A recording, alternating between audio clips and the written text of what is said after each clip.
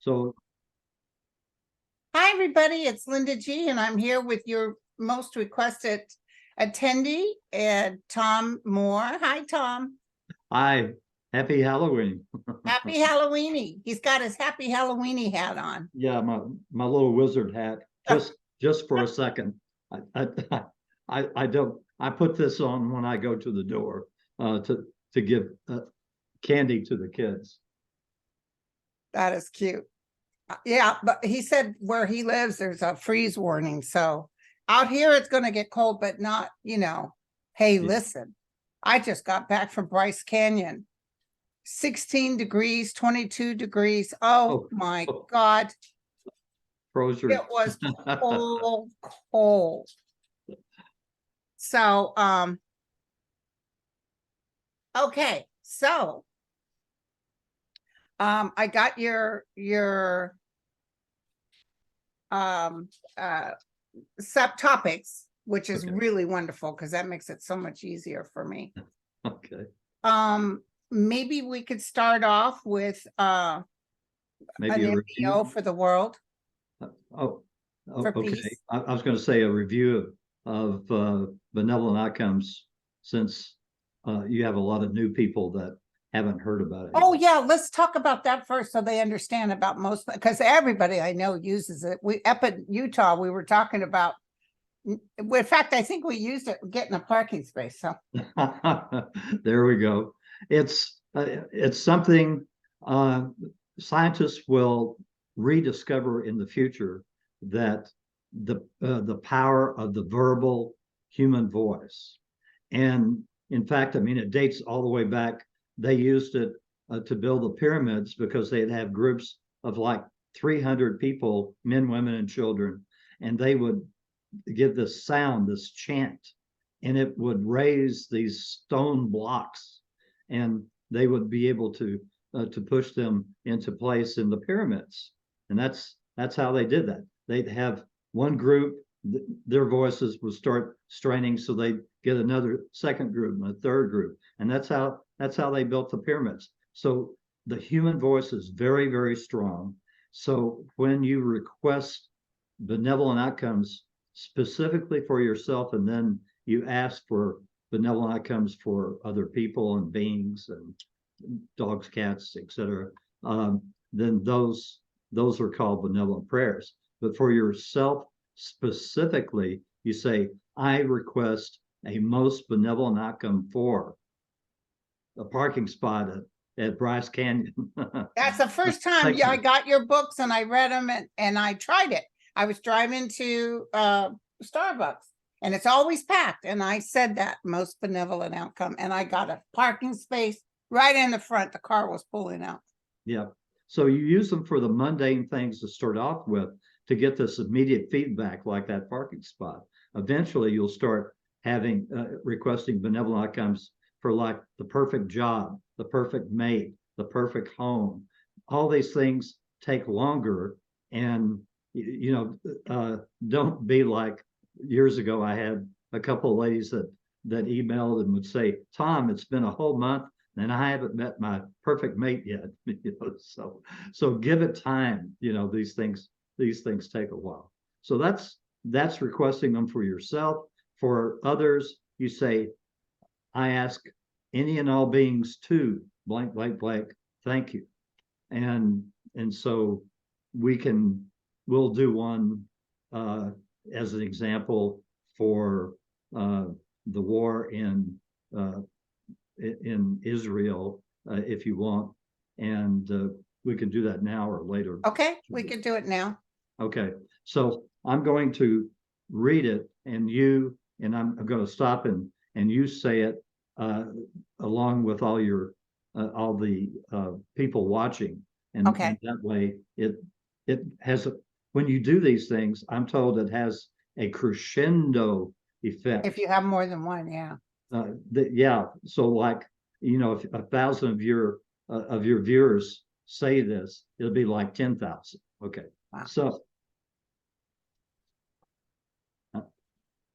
just have to find it. Okay, you say this out loud.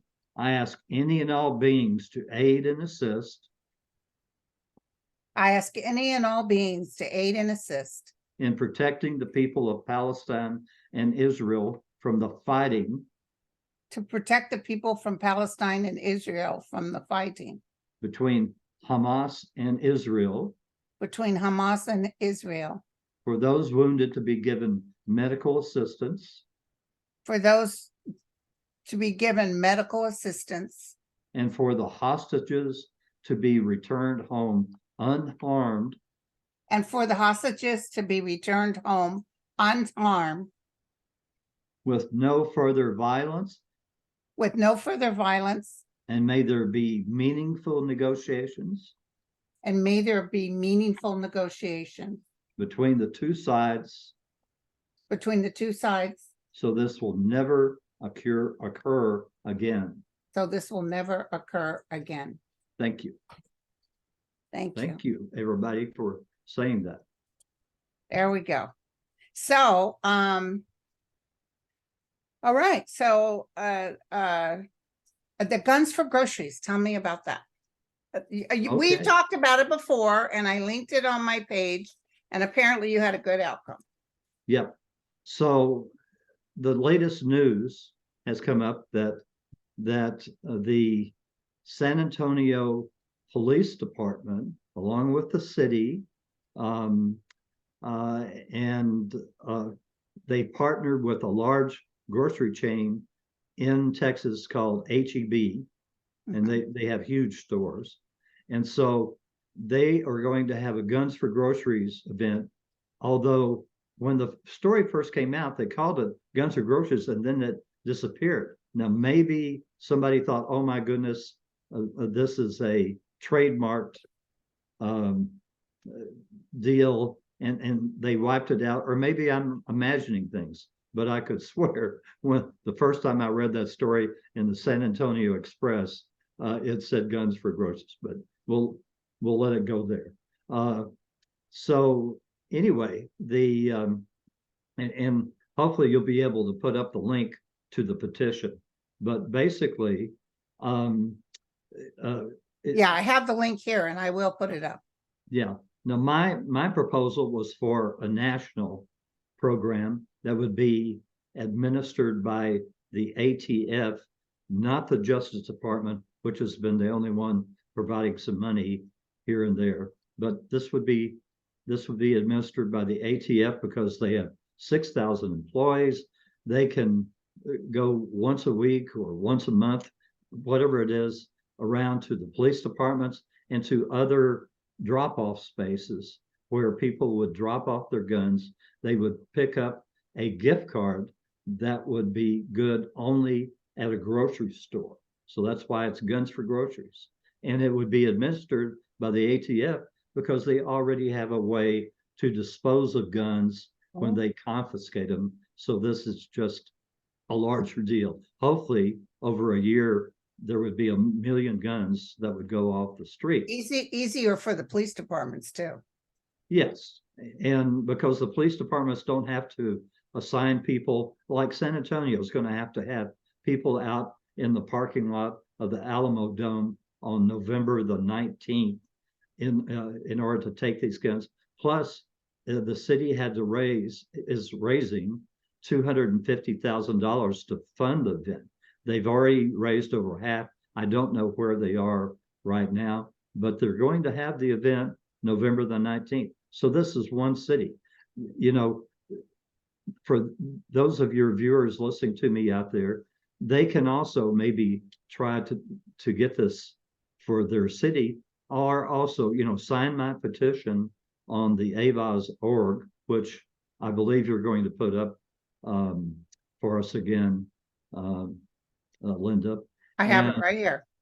And so we will, I encourage you to sign it, but also I encourage you to contact any gun violence organizations in your state or in your region. That's how this happened.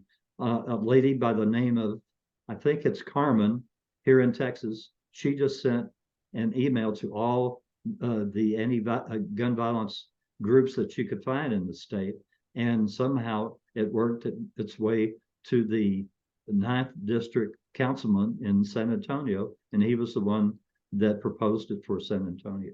So Okay. it can work on a small basis in cities, but it's a lot harder because you have to raise the money and all this. And if it's a congressional bill, by contacting your Congress people and senators, then there would be a bipartisan bill because it's strictly voluntary. That's been the problem, is that anything that requires people to give up their guns or whatever, it's immediately a no-go in Congress. Oh yeah, especially this Congress group, you can Yes. just forget about it till. Oh yes. So it's got to be strictly voluntary, and that's where this works. Okay, thank you. You said you'd like to discuss We Are Inspired on timeline 6 from time to time. Yeah. Now, the way I came up with this idea, okay, was what's called inspiration. Okay. Now, inspiration typically comes from the upper timelines. We're on timeline number 6. There are 12 Earths, not 12 frequencies of people, but 12 Earths. Okay. And so these the upper timelines typically are the ones that get the inventions and ideas going, and it filters down to eventually it gets to our timeline 6, and that's where a lot of our creativity comes from. It filters from the upper timelines because they're on a higher frequency, and it's easier to come up with these ideas on the higher frequencies than it is as the frequencies get more dense or lower. Okay, that's interesting. I've never known that. The Earth Experiment in your free. By the way, you have a free newsletter. Yes. That people can sign up, and in the latest year newsletter, you talked about the Earth Experiment in 7,000 years and how we leave the Earth in pristine condition to become a tourist attraction for not only everyone in this universe, but thousands, if not millions, in other universes. Yes. So well, a couple of things. Number one, you can sign up for my free newsletter. It's my gift to the world. I've never charged for it since I started these in 2007. And they're weekly, 52 weeks a year. So you can go to www.thegentleWayBook.com, and on the front page is a little box, and you just click on it and put in your email and name, and it'll ask you to confirm it in another email, I think, and that's all you have to do. You're on the list. So in that last newsletter, I have been told before that 7,000 years from now, my last life on Earth will be in charge of a cleanup crew that will return the Earth back to its pristine beauty. By that time, there will only be about 100 or so people left in each continent, and each group will have the ability, because by that time, instead of being at 5.0, which we are right now on the 5th dimension or 5th focus, we're going to be at about 5.8, 5.9, somewhere right in that area. And we will be able to change molecules back to Earth. And so when we leave to live out the rest of our lives in other planets, we will leave the Earth as beautiful as it was millions of years ago before humans came, and it will become a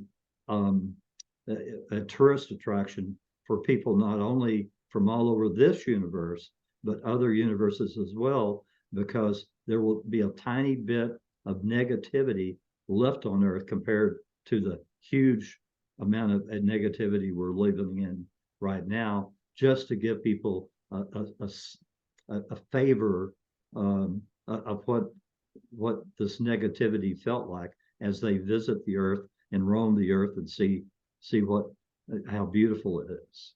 Right, right. Speaking of negativity, will there be another war in the Middle East? I was just listening to the news, and they were talking about our naval ships. There's all kinds of bombs and stuff. They're trying to hit us. They're trying to hit the ships from Syria, which is like, oh, I hadn't heard that report, but I do know one of our ships shot down 3 missiles headed for Israel from all the way down in Yemen, going up the Red Sea. So I was told that, of course, before I'd been told that the war in the Ukraine will be the very last war in Europe. So I asked in this meditative session, will the war between Israel and Hamas be the very last war in the Middle East? And I was told, unfortunately, no, there will be more wars in the Middle East. okay. Yeah, because they were even talking about Hamas will kill their own people if they dare to leave. Mm-hmm. They are stationed below these hospitals. And they said all the money that Hamas receives from Iran, they don't use any of it towards the people to upgrade medical equipment or anything. Right. Very sad. Or for fuel to fuel the generators in the hospitals. Right, exactly. These are, you have to understand, for your viewers, these are very young souls. Okay. Now, just as a quick review, souls during their lives on earth are you live 600 to 800 lives on earth. They are divided into young, medium, and old souls. Then they're subdivided into quadrants. So the young souls are have quadrants that are, let's just say, for an easy average, 50 lives each. Okay, and so young souls on the first quadrant have about 50 lives. Second quadrant, 50 lives, etc. So a lot of these Hamas militants are in probably that first and second quadrant, young souls. Now, at this time, I'm told that 70% of the whole population on Earth are young souls, which can be all the way up to fourth quadrant young souls. Then 30% are, let's see, is that, am I figuring? Yes, 7. Okay, yes. And 30% are medium souls and 10% are old souls. So that's because there are just so many people on Earth living right now. It's all hands on deck. And so there are people having overlapping lives. I've had several already. I know I'm going to have more. I know right now, 45 lives from now, I'm going to be a gay lady working in the Pentagon. And in 2033 or 34, I'm going to become one of the main advisors for the woman president of the United States. So that's just one of the overlapping lives. I have others. So everybody has overlapping lives because there are just so many souls having lives on Earth. So we have to kind of double up in order to get this population. So what is the probability of aid continuing for the Ukraine? For it continuing? Yeah. You know, they want to cut, that Johnson guy, the new guy at Congress just announced, well, we're going to offer this amount money for Israel, but we want to cut the IRS, chop it, cut the funding for the IRS and no money for Ukraine. Yeah. And it's like, in other words, yeah, we'll give you some money for the poor people and that need help in Israel. But by the by, we want our rich folks to get richer. Yeah. Well, I'm told that eventually pressure will be brought and there will be money for Ukraine too, but it may not be as much as President Biden is proposing, and it will be made up by the countries in Europe because they understand the real, they know their history, okay? They understand history better than these young American people that have never had war in their country. And so. Well, they also understand the seriousness of Putin. Yes. You give him a lease on that, then he just keep. And here's the thing, the Republicans already made agreement with the current president.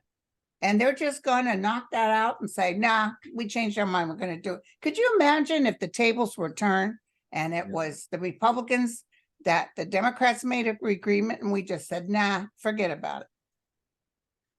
I know. They wouldn't like it. No. So it's, you know, they're going to continue. Now, I have a question for you. What have you gotten on Putin lately? I feel him dropping dead. Well, see, that's you know, I've gotten that he's got medical problems, but yeah, well, I know he had like a heart attack or some emergency there. He wasn't dead, but I feel that something is getting by this next spring. It's going to be so much easier for us because right now, even if he's dead right now, he'll put fake people or they'll have fake people acting like till they figure out what they're going to do. Sure. And I've heard stroke too. So, yeah, you know, there's something happening there, but we don't know what it. Yeah. Well, you can't be that ugly. Same with Trump. You can't be that angry and ugly and not be affected physically. Yeah. What is the fastest way to raise our vibrational levels, which all souls wish to do? Yeah. Well, and when I ask this question, because my readers, keep in mind, I've received, I estimate somewhere, or I've asked over 30,000 questions in a meditative state. Okay. And the vast majority of these, probably 95% or so, are ones that come into me from my readers from all over the world. So one of my readers recently asked, you know, what's see, what was the question? I got fastest way to raise the vibrational levels. So I was told it's a simple answer. You love everyone unconditionally, no matter their race, creed, political beliefs, whatever. And you're kind. You're kind to people. Be kind. Do something kind. Be like, you know, the Boy Scouts. You're doing your good deed for the day. And but you do it unconditionally. You don't think, oh, I'm doing this to gain points. Yes. Because when you go to the other side, it's not about how much money you made or what kind of car. It's all about who were you kind to? What kind of love did you give the world? But when you do that, you're raising your vibrational level just a tiny bit. Each time you do that. So it's beneficial for you in the long run. Free will and soul contracts. We should have every one of your viewers say this out loud. Okay, you guys, we're going to say this out loud. I request a most benevolent outcome to stay on my soul contract the rest of my life. Thank you. Yes, please say that, everybody. I request a most benevolent outcome to stay on my soul contract the rest of my life. Thank you. And that's because we do have free will, but your soul contract or your soul path, whatever you want to call it, was something that you decided with your soul and guardian angel and all before you were ever born. So you want to stay on that path because that's the path of higher highest learning, even though there are challenges. And every life has to have challenges, or you're not raising that vibration. Believe it or not, a lot of people want to come here because as desperate as can become, it's actually temporary. If you get through this life, even with the trauma, and still come out clean, your soul level goes way higher. Yes. Are soul fragments equally divided between timelines? Well, yes, I'm told that they are equally divided between timelines, and that was another question that came in just recently. And are there 12 Earths or just 12 frequencies? And there are 12 Earths. Okay. And that's really hard. And that's why Gaia has to be what's called a quantum master. Now, even our quantum scientists would not even understand that. I mean, she just tells me, you know, when I came here at the beginning, when Creator was just creating the first few hundred galaxies, Creator understood that was my sole interest. That was my desire to become a quantum master. And so Creator said, okay, you should ensoul this asteroid that's about two miles wide, and you should go through all of the galaxies that I have created so far, because they were all kind of packed together at that time. It's called, I call it the small bang theory, not the big bang. Big theory. And excuse me. And you need to go through all of these galaxies one by one and see why the souls that were attracted to and soul the suns, the planets, the moons, why they were attracted to that particular galaxy. And that's what she did, and it took her millions of years of Earth years to do this, but eventually she became a quantum master, and the Creator put her in charge of 12 Earths. Wow. That she runs all at the same time. Wow. So listen, I got my newsletter. I haven't sat down to read it. I was up in Utah. Have you had any talk about Netanyahu? Because I feel like he's about ready to go down. I've asked about him. He's a third quadrant young soul.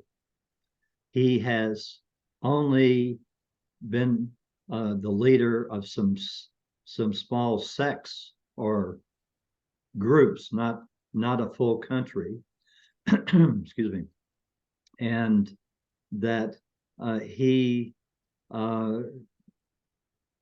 is making mistakes, and I'm told he has a lot of lives still left to go. Okay. Because I've been feeling, I don't know if he's taken out and he's still alive, but I definitely feel,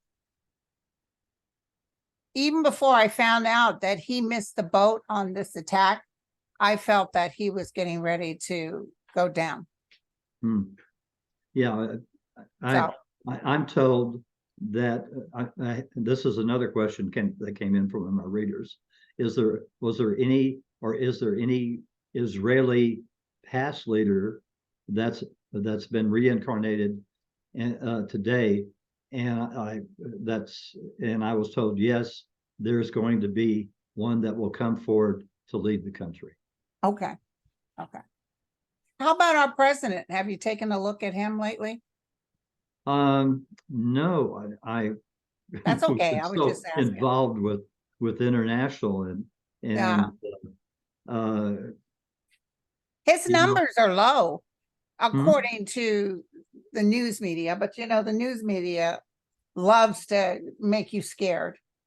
Yeah. So you'll keep watching them. But I, beyond a reasonable doubt, feel from the bottom of my soul he will win the next election. I feel it. I know it. Yeah. And in some ways, I hate seeing that because I was previously told that he won't be able to serve through his whole term. That's what I do see too. And But you know what? If this is between us, if Kamala was running on her own, let's say he said, "No, I'm not going to run. Let's let Kamala." She wouldn't win no, because the world doesn't like a strong woman. So what'll happen is, did you know President Ford? Google it. A little girl asked President Ford years ago, "Mr. President, do you think there'll ever be a female leader, a female president?" And he says, "Well, I'll tell you, it would probably be a male leader with a female vice president. And something will happen to him, and then she will become president. And then," he said, "and then look out. Because then we're going to get females after that." No, and that may actually happen because, like I say, I'm told there will be a female president in 2033 or 4. Well, that's later. So you maybe, if Biden wins and she takes over at any time in that 4-year term, it's still not in the 2030s. Yeah, no, it's not. So who will be interim? I mean, will it be a male and then? Well, no, it has to be Kamala. She's the vice president. Well, but only, let's see, term is 4 years, okay? Yeah. And it starts in 25. 25 or 20? Yeah, no, January of 25. Okay. The new term starts 25, 26, 27, 28, 29. So who's going to be in that? Well, if Biden is sick or he can't complete it, it will have to be Kamala. Sure, but then that still leaves a gap. Andre said, well, you might see a female president being elected in the 2030s. She would walk into Biden's shoes. But Andre, my astrologer gentleman at Astrology Alert, he's been seeing such good astrology things for Kamala, especially in 2025. So interesting. He says this isn't a chart of someone who lost the election. So we'll see. Yeah. And I encourage, when I first started on what's called the path, Yeah, just an old story. I was just reading. I was like everybody, just reading my astrology forecasts in the newspaper. And one day, in the Dallas Morning News, they had a story about this astrologer in Dallas that his hobby was the Dallas Cowboys, and he predicted that the Cowboys were not going to win that year. They weren't going to the Super Bowl, but they were going to the Super Bowl the following year. And so I said, gosh, I've never read anything like this. And I tore the story out, put it in my desk. At the end of the year, I pulled it out. He had hit on about 80% of the reasons. So I, at that time, I had a small tour business, and I reserved 300 airline seats a year in advance for the Super Bowl in Miami, and I was the first tour operator to ever run a trip to the Super Bowl. Oh my goodness, isn't that something? And after that, I said, well, I don't know how this works, but I better start studying it a little bit. I bit. got to say something to you real quick. I had to get a shuttle from Bryce Airport, which looks like a little house. Yeah. It's so small. That's why it took so long to get there. All the way up to Bryce Canyon to where we stayed. It's about an hour and a half. And the people that were driving were real nice. Yeah. But $160. I have a driver out here in Marin that's a little less than that. But the cars are spotless, clean, beautiful. It was like going in old trucks. I'd never had anyone take me where the inside of the car was dirty. even Uber drivers will clean up the car. Yeah. It was amazing. They must not care. I mean, that's a lot of money. And yeah, they're getting $160 both ways. So it's $320 for me to be able to go to and from. Wow, what a And it's deal. a good thing. I almost rented a car. You can rent a car, but it was pitch black outside, and we were in a place we didn't really know, and I didn't want to get lost out in the boomies. Why in the world did they pick Bryce Canyon? Well, it's actually very pretty, and I don't know what I will tell you, my friend. I'm going to send you. In fact, after we're done, I'm going to send you. I called like E5, like Dr. Greer. I called for, like I did 2 years in Sedona. I just tried it. I didn't know what I was doing. And I called out for the ETs to show themselves. And then I told everybody to start taking pictures. We got pictures. I even got a picture of some sort of flame with an orange beam coming from it out of a tree, standing by a tree. And then the next shot, there's nothing there. So we took pictures and pictures and pictures, and we went out in 16-degree weather. We were so cold at Bryce County. Now that was a full moon. Yeah. But wait till you see this picture my friend Mary got. The light coming from the canyon, coming up from the canyon. And you could, if you look real close, you'll see a face on the right-hand side. So what was that? My goodness, take a look at it and let me know. But everybody was like, well, that's cool. Send it to me or I'll send it to you. Okay. Good. I'll text it to you. Love to see that. So, well, my friend, I think we're done. Oh my goodness. Early. Only did like a little over, probably about 40 minutes because we started a little early.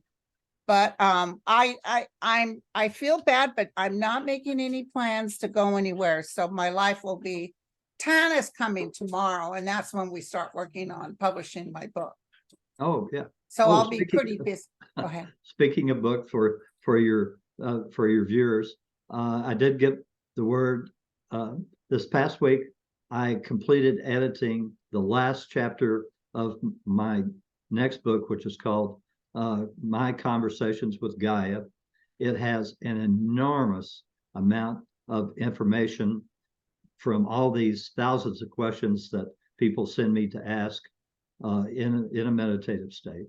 And so that should be good. All I have to do now is to write a foreword, a closing, and my bio, and I'm sending it on in. I also got approval. My first book, The General Way 1, has been translated into French, but